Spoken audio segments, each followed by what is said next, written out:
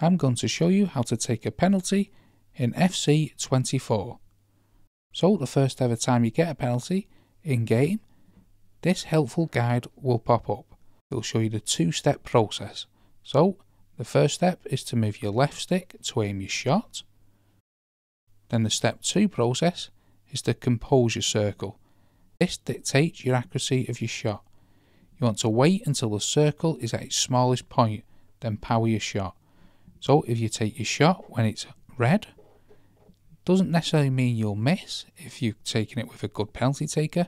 However, the accuracy will be much reduced. So you want to get this green circle as small as possible.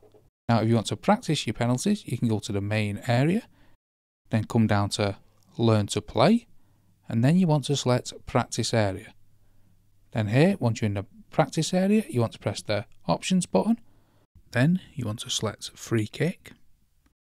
Then move the player into the penalty area and select the penalty area.